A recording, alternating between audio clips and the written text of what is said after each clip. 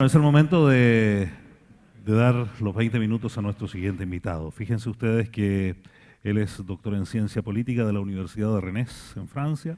Él es director del Instituto de Estudios de la Sociedad, es profesor de la Universidad de los Andes y además es columnista del diario El Mercurio. Lo leemos habitualmente analizando la contingencia. Así es que vamos a partir de este momento, a prenderle su semáforo en verde y a recibir con este cariñoso aplauso a Daniel Mansubi, quien nos habla sobre las claves económicas y sociopolíticas para salir de este punto en que nos encontramos en nuestro país. Daniel. Muchas gracias por la presentación, muchas gracias por la invitación. Es siempre un gusto salir de Santiago. Yo no soy santiaguino, así que además vivo ahí un poco exiliado. No es fácil decir o pensar o articular algo sobre lo que está pasando en Chile porque naturalmente nos sorprendió a todos. Yo siempre lo pienso así. Si alguien hace 6 semanas nos hubiera traído alguna portada de cualquier diario nacional, hubiéramos dicho: usted está loco, usted es un marciano, digamos, esto es imposible que ocurra en Chile.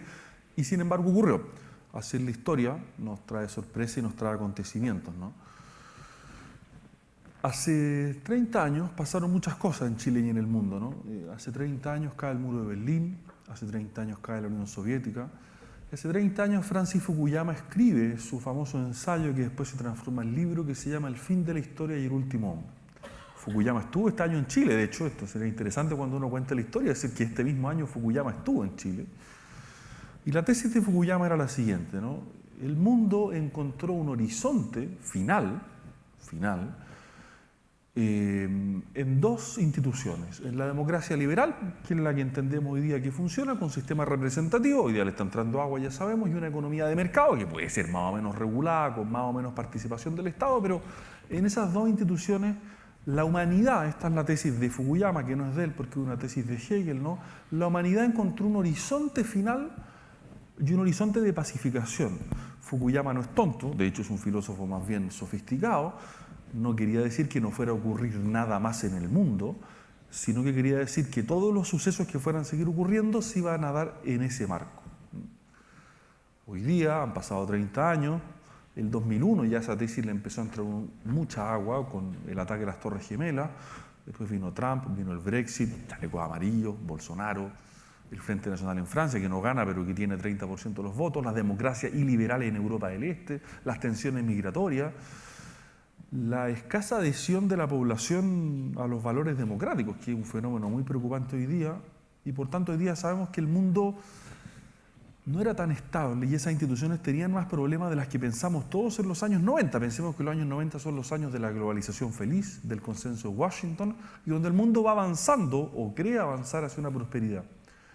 ¿Por qué nos cuesta tanto entender lo que pasa? Porque somos todos, nos guste o no, algunos más, otros menos, hijos de Fukuyama. Y como somos hijos de Fukuyama, no entendemos porque no tenemos categorías intelectuales para entender qué diablos hace Trump en el mundo actual, por decirlo así. ¿Por qué ganó el Brexit? Si no podía ganar el Brexit, porque si la historia iba progresando hacia mayor globalización, hacia mayor integración y mayor prosperidad, ¿por qué diablos hay gente que vota por eso, no? Esto tiene que ver con lo que nos pasa porque no tenemos categorías de lectura, categorías, criterios, ejes intelectuales para leer algo que nos sorprende tanto porque no es muy difícil integrarlo a nuestra narrativa. Esto es intelectualmente complicado porque lo más probable es que tengamos que cambiar en algún sentido nuestra narrativa. Y como todos somos muy enamorados de nuestras propias tesis, nos cuesta mucho admitir que, bueno, cometimos errores y que probablemente nuestras narrativas, las que pensamos, las que estudiamos, en las que escribimos libros, digamos, estaban equivocadas. Fíjense que al mismo tiempo que en el mundo pasaba esto, en Chile pasaba un fenómeno parecido, ¿no?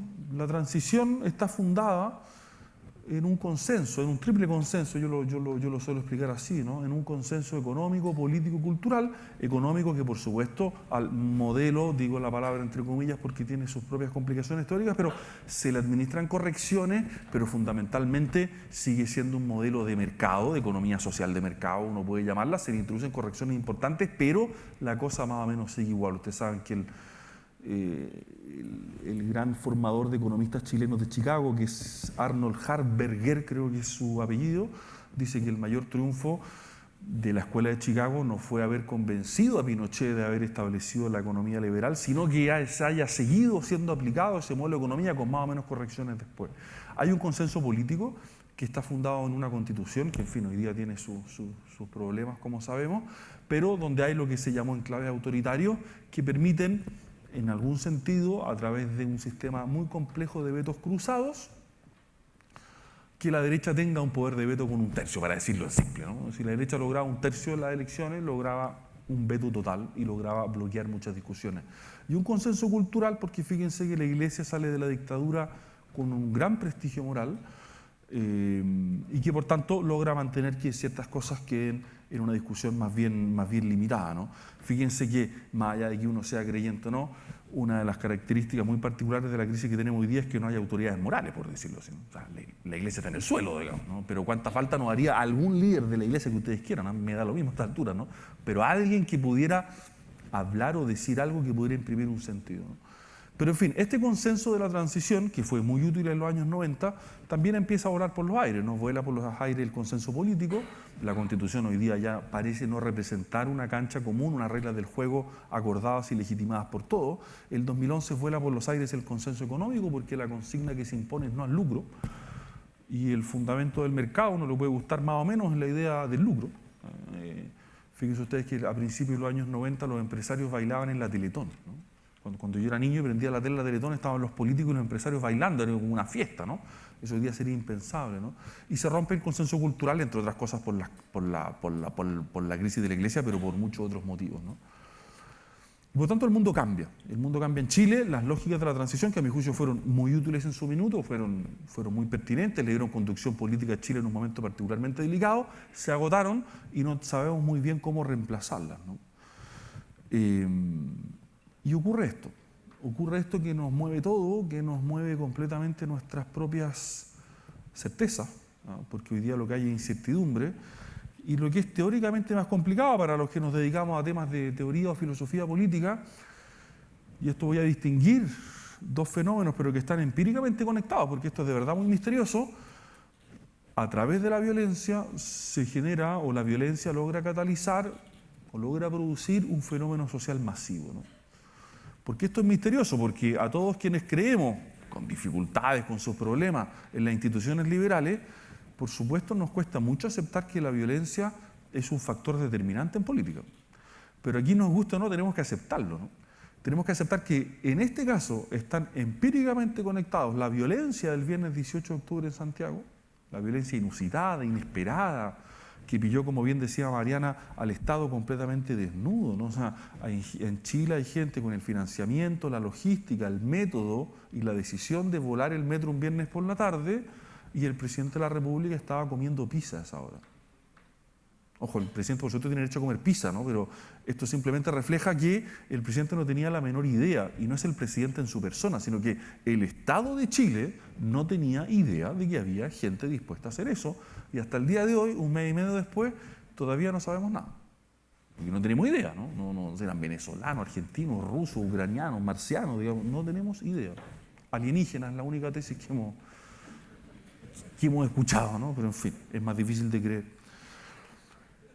Y eso catalizó un movimiento social de expresión de un malestar social, de demandas sociales muy inorgánicas. No hay un petitorio, no hay un vocero, no hay un liderazgo, pero es difícil negar que cuando marcha 1 millón de personas en Santiago, pero pueden haber sido 2 millones en todo Chile ese día, el viernes 25, es difícil negar que haya expresión de algo, y también hay que afirmar muy claramente que el 1 millón o 2 millones de personas que marcharon no avalan la violencia, porque en fin, si uno piensa eso, mejor cerrar por fuera, ¿no?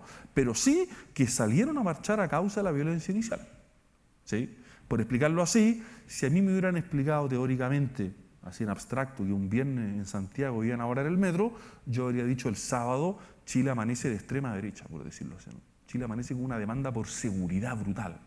Y Chile el sábado amanece con este sentimiento. Esto por supuesto es una generalización, ¿no? Pero por supuesto no había que quemar el metro, pero si esto sirve para manifestar nuestro mosqueo, nuestro malestar general, vamos. Y eso por supuesto es un problema, ¿no? Y justamente hoy día tenemos problemas con la violencia porque los violentos ya obtuvieron resultados. Entonces, ¿por qué habrían de parar, no? Si ya el sistema admitió la violencia, la procesó y la incorporó. Y por tanto la pregunta hoy día es cómo se rompe ese círculo vicioso. Me parece que ese es el laberinto en el que estamos hoy día. Me voy a dedicar en lo que me queda, y después voy a decir algo sobre la violencia, pero básicamente sobre esta expresión de malestar, ¿no? Porque me parece muy relevante para lo que viene luego, ¿no? Para lo que viene luego. Y me parece que hay tres factores relevantes en esta expresión de malestar que uno debería tomar en cuenta, y cada cual de ellos tiene soluciones distintas, pero son tres niveles que me parece que hay que tener a la vista. El primero y el más largo, que tiene que ver un poco con algo que se ha dicho aquí ya, que es el decaimiento o el debilitamiento de aquello que consideramos público, tiene que ver con la modernización, ¿no? La modernización, que es un concepto que los sociólogos ocupan mucho, pero en fin, para decirlo en corto, en los últimos 40 años Chile se modernizó brutalmente y cambió mucho, progresó mucho, uno lo puede decir así también, ¿no? Esta es la primera idea. Pero esa modernización tan acelerada que se produjo en una o dos generaciones, produce unas tensiones sociales, antropológicas, sociológicas muy profundas, ¿no? Muy profundas, y no estoy seguro que siempre las hayamos tenido en cuenta, por decirlo así, ¿no? Lo voy a explicar así. Cuando Tocqueville estudia la Revolución Francesa, dice: nunca la monarquía había sido más próspera que el 13 de julio de 1789, o sea, el día antes de la Revolución, ¿no? Y sin embargo cae y se desploma. ¿Por qué, dice Tocqueville? Porque el progreso genera expectativas y tensiones que el mismo progreso no responde. Yo, por supuesto, estoy de acuerdo con Mariana cuando dice estos últimos 30 años se ha progresado, desde luego. El problema es cuando yo le quiero explicar eso a mis alumnos, que nacieron en el año 2000 o el 2001, que por tanto nacieron a su vida política el año 2011, tenían 10 años para el movimiento estudiantil, la crisis pingüina tenían 5 años, ¿no? Que uno les diga que el año 83, que son mis recuerdos, ¿no? Chile, en fin, la situación de escasez, digamos, o la situación material era distinta, es como si yo le hablara de Napoleón a mis alumnos. Si le intento explicar esto a mis hijos que tienen 10, 12 años, bueno, ya me convertí en un viejo latero. De hecho, esta crisis a mí me sirvió para darme cuenta que ya formo parte de los viejos, o sea, sin ninguna duda, ¿no? Yo hasta hace 6 semanas pensaba todavía que era parte del mundo joven. Ahora me di cuenta que soy parte de los viejos, ¿no? Hay un quiebre generacional fuerte. Pero, ¿qué quiero decir con esto? Que el progreso tiene que justificarse y responder a las tensiones que produce, ¿no? Y el progreso en Chile ha producido tensiones. Mariana mencionaba una: la marginalidad de enormes sectores de la sociedad a partir de la disolución de los vínculos sociales, ¿no? Yo siempre recomiendo leer un libro para esto, que es un libro que se llama Solos en la noche, Zamudio y sus asesinos, de Rodrigo Fluxá. Ustedes saben que el crimen de Daniel Zamudio fue leído en clave homofóbica. Rodrigo Fluxá, que es un cronista extraordinariamente talentoso, pero sin agenda personal, dice: eso no es verdad, Daniel Zamudio era homosexual, pero no lo matan por eso. ¿Y qué es lo que hace Rodrigo Fluxá? Cuenta la trayectoria vital de los 4 asesinos y de Zamudio. 5 jóvenes, sin horizonte vital, sin familia, y donde hay familia hay violencia, droga y alcohol, donde el Estado intenta hacerse cargo de esos jóvenes, pero el Estado es muy torpe. El Estado puede hacer muchas cosas, ¿no? Pero no puede reemplazar a la familia, eso es algo que no está en sus manos hacerlo, y por tanto, ¿qué tenemos? 5 jóvenes que no van al colegio, van escasamente, no tienen ningún círculo familiar de estabilidad, ni mucho menos, sino que por el contrario, quedan abandonados a 2 cosas, fíjense: a la calle, que significa para estos efectos el narco, y al bombardeo, que uno no se da cuenta de esto porque, en fin, todo esto depende de la situación donde uno está en el mundo, ¿no? Pero al bombardeo infinito de la televisión y la publicidad, que les muestra un mundo al que nunca van a poder acceder y que por tanto produce mayor frustración. ¿Qué horizonte vital tienen esos jóvenes? Nada. Sumarse al narco, salir a la calle, no hacer nada, y por tanto se encuentran 4 con 1 un día en el Parque Bustamante y están curados, y 4 matan a 1. Esto pasa todos los días en Santiago. Esto no es... ¿Qué hemos hecho con esos jóvenes, no? ¿Dónde están sus mamás? Sus mamás probablemente con muy buena voluntad están trabajando, pero claro, están trabajando en un mall el día domingo, ¿no? Están trabajando en un mall el día domingo, que es el día en que la madre podría estar, porque en Chile los hogares son monoparentales. Entonces, cuando alguien a uno lo atiende un día domingo, uno tiene que pensar: esa persona que me está atendiendo tiene hijos. Y como los hogares en Chile son monoparentales, esos hijos hoy día están en la calle. ¿Y qué significa la calle? Insisto, los narcos. Ese es un tipo, uno podría dar muchos más, ¿no? Pero la modernización va induciendo procesos de disolución de vínculos sociales, porque ya no está el barrio, ya no está la iglesia, ya no están los espacios comunes, y por tanto los jóvenes quedan entregados a la calle. Y esta es la explicación, creo yo, o parte de la explicación, por favor, parte de la explicación sociológica por la cual hoy día tenemos algunos miles de jóvenes en la calle ejerciendo violencia nihilista porque no adhieren al sistema. Naturalmente yo no quiero justificar la violencia y creo que las responsabilidades personales son lo que son y habrá que hacer lo que haya que hacer, pero ojo, también tenemos que hacernos la pregunta sociológica: ¿qué razones le hemos dado a ese segmento de la juventud para que adhieran al sistema y para que respeten las reglas? Las dos preguntas son importantes, ¿no? Por supuesto que hay un problema legal y penal, digamos, con la gente que ejerce violencia, pero al mismo tiempo, bueno, si tenemos 2.000, 5.000, yo no sé cuántos son, pero son varios miles, ¿no? 10.000, 20.000, 30.000, hablaba Mariana de los niní, ¿no? Son 20.000 al año, claro, claro. Bueno, ¿qué horizonte vital le estamos ofreciendo a ese segmento gigante de la juventud para que adhiera al sistema social? Porque esto lo sabemos hoy día, no lo sabíamos bien hasta hace 6 semanas, pero esto, en fin, una verdad sociológica muy profunda. El sistema social se funda en la adhesión tácita a las reglas, ¿no? El día que la gente deja de obedecer las reglas, el sistema social se cae en una tarde, ¿no? No podemos poner un carabinero en cada semáforo, por decirlo así, ¿no? El semáforo o se respeta o no se respeta. El segundo factor que me parece a mí hay que mirar es el distanciamiento de las élites, ¿no? Las élites se sienten o están cada día más lejanas y cada día más desconectadas de lo que vive el país. Esto naturalmente, yo creo que las regiones en esto son una oportunidad porque el tamaño de Santiago aquí juega un papel fundamental, ¿no? Santiago se convirtió en una ciudad, yo no soy de Santiago y por eso que puedo decirlo con algún conocimiento de causa, porque he vivido en otros lugares, también en otros países. Santiago es una ciudad donde uno puede vivir, pero perfectamente, voy a decir algo brutal, pero que es verdad, todo el año, toda la vida, 20 años, sin moverse en un lugar muy, muy pequeño, muy, muy restringido socialmente. Y eso hace que uno simplemente no sepa lo que pasa en otros barrios, es que no hace un esfuerzo, ¿no? ¿Por qué es tan grave lo que dicen los ministros, esta famosa frase, que a mí la más grave me parece la del ministro Mañalich, cuando dice que la gente va a los consultorios de vida social, ¿no? Bueno, porque justamente como los vínculos sociales se han disuelto, el consultorio, por supuesto que es un lugar de vida social, ¿no? Pero que lejos tiene que estar un ministro para ironizar con eso, ¿no? Mi abuelo iba al banco todas las semanas. Si me preguntan a qué iba mi abuelo al banco, la respuesta es a nada. Iba a conversar con el ejecutivo y se encontraba con un amigo y de ahí se iban a tomar un café. ¿Ah? No iba a nada, ¿no? La gente, no es que los consultorios vayan necesariamente a nada, ¿no? Pero es absurdo negar la dimensión colectiva que tiene un consultorio donde uno se encuentra con gente, ¿no? Saben que los jubilados en Chile, cuando le han empezado a pagar sus pensiones de manera electrónica y digital, solamente depósito de una cuenta, lo lamentan mucho porque muchas veces su contacto vital es ir al banco una vez al mes a cobrar.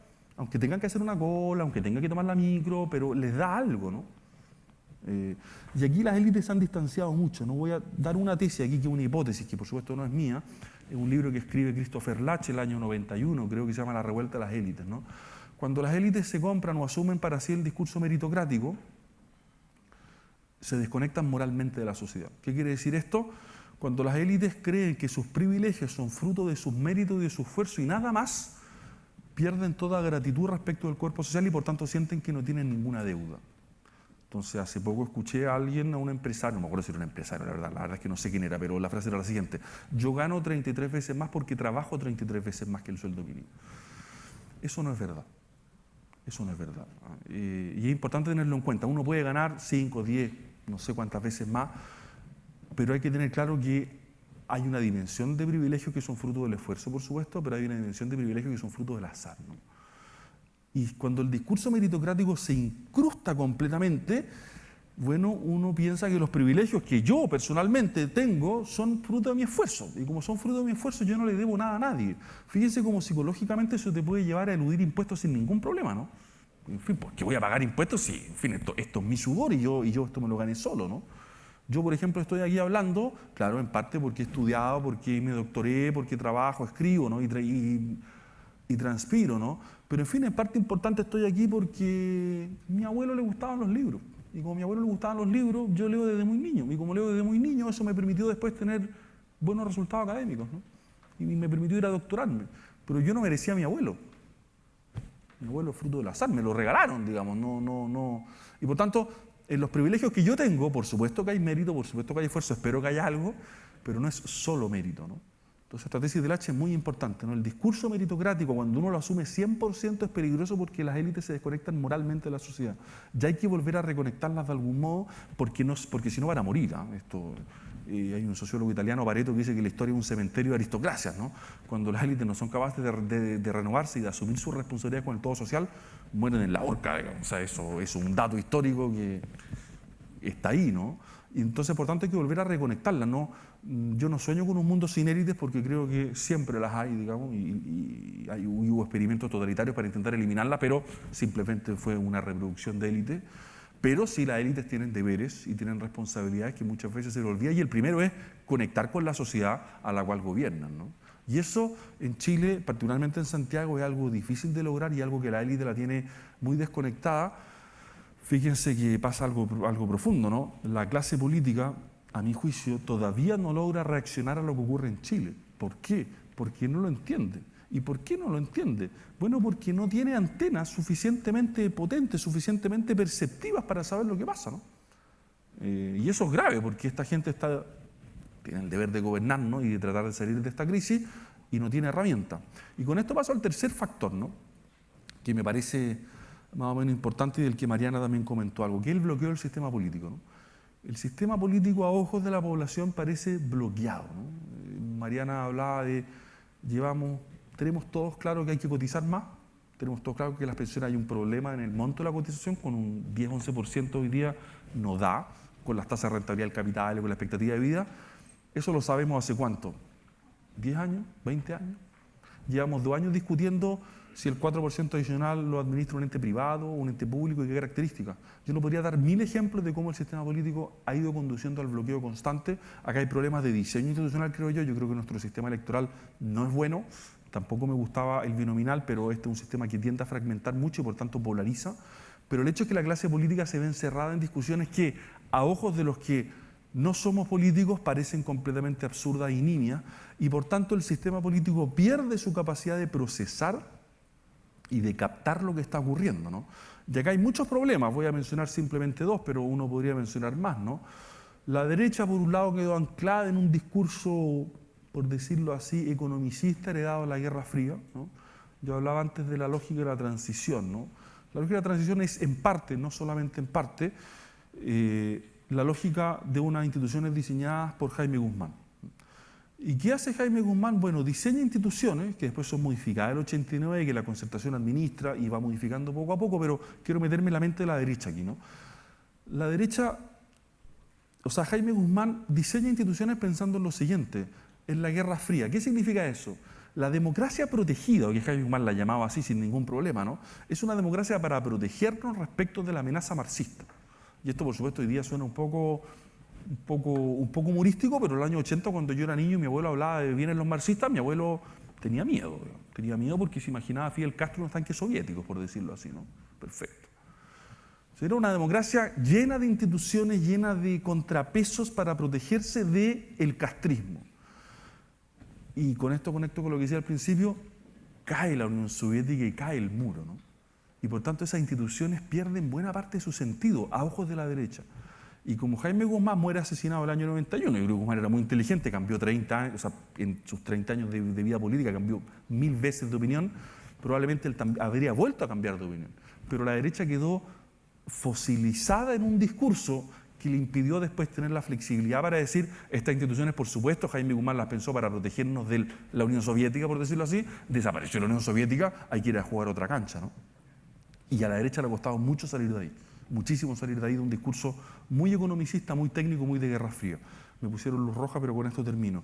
Y la izquierda, a mi juicio, ha tenido un problema no menos serio, que es el de falta de articulación política, ¿no? Si es que acaso es cierto que estas demandas sociales son de izquierda, lo que es plausible, yo no estoy seguro, pero es plausible, o que hay algo de izquierda ahí, bueno, la izquierda tiene la responsabilidad histórica de poder articularlas políticamente y de transformar lo que está ocurriendo en la calle en mayoría electoral, ¿no? Y eso la izquierda no lo ha hecho. Su último candidato presidencial, yo no tengo nada personal contra él, pero naturalmente si en Chile estaba pasando algo tan cototo como lo que está pasando, usted, en fin, tiene que tomarse en serio la responsabilidad política de asumir eso, ¿no? Y a mi juicio la izquierda eso lo ha hecho poco y mal. Y con esto termino, porque con esto sí conecto con lo que decía al principio. El problema me parece que tenemos hoy día ya dejó de ser político, incluso el itinerario constitucional sigue siendo pertinente por muchos motivos, creo yo, pero perdió urgencia porque el problema con el que nos enfrentamos hoy día es de seguridad.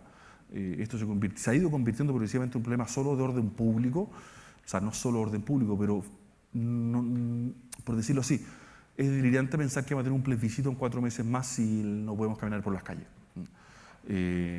Y por tanto, la urgencia hoy día del sistema político tiene que ver con resolver eso para hacer posible todo lo otro, ¿no? Y aquí no es que yo sea pesimista, pero sí creo que tenemos un problema porque parece que no tenemos fuerza pública suficientemente preparada y legitimada para proveer de orden, ¿no?